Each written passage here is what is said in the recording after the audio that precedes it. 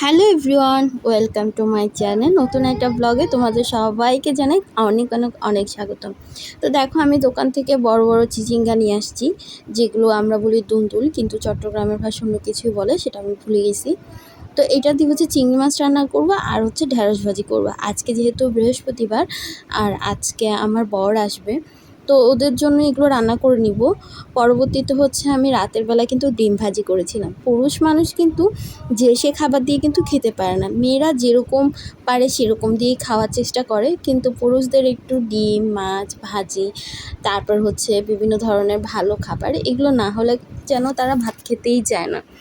তো আমি ভাবছিলাম যে এগুলো দিয়েই চলবে, কিন্তু পরবর্তীতে আমার শ্বশুরমশাই দুপুরবেলা ভাত খাননি, তো তার জন্যই হচ্ছে ডিম ভাজি করেছিলাম আর মাংসও রান্না করেছিলাম। তো সেটাই তোমাদের সাথে শেয়ার করছি। তো দেখো, এটা হচ্ছে দুপুরের বেলা। আমাদের রান্নাবান্না কিন্তু বেসিক্যালি রাতের বেলায় হয়। তো আমি এখন একটা কাজ শিখছি, তো এই কাজের জন্য আমার সন্ধ্যার দিকে চলে যেতে হয়, তাই হচ্ছে আমি দুপুরবেলা রান্নাটা করে রাখি। আর আমার শাশুড়ি কাজের থেকে এসে রান্না করতে বেশি পছন্দ করে না, তো আমার থেকে রান্না করতে হয়। তো সেজন্য আমি ভাবলাম তাহলে আমি দুপুরে রান্না করলে বিকেলে আমি হচ্ছে আমার কাজটা শিখতে যেতে পারবো, আমার জন্য সুবিধা হবে আর আমার শাশুড়িরা এসে শান্তি মতো বাসায় বসতে পারবে। তো এটাই চিন্তা ভাবনা করে আমি রান্না বান্না করে রাখছিলাম, কিন্তু দেখা গেল কি আমি আর কাজে যেতেই পারলাম না। যেমন বৃষ্টি পড়ছে, এই বৃষ্টিতে ঘর থেকে আসলে বের হওয়া যাচ্ছে না। মাঝখানে অসম্ভব রোদ উঠেছিল কয়েকদিন, যাও টুকটাক যেতে পেরেছিলাম কাজ শেখার জন্য, কিন্তু এখন তো বৃষ্টি এই আসে এই যায়।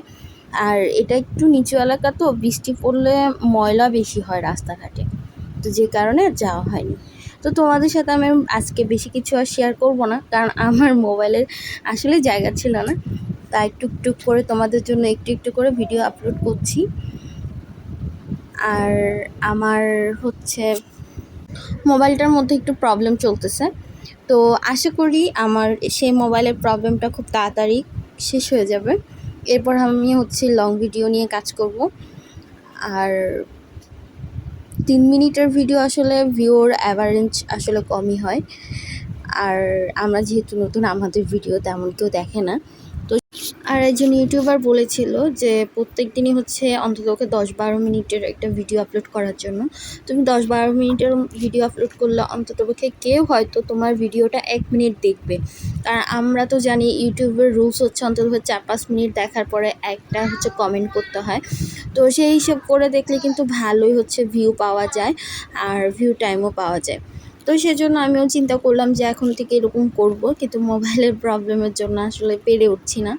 তো আশা করি খুব তাড়াতাড়ি আমার প্রবলেমটা সলভ হয়ে যাবে। তো বন্ধুরা, আমার ভিডিওটা কেমন লাগলে জানাবে কেমন।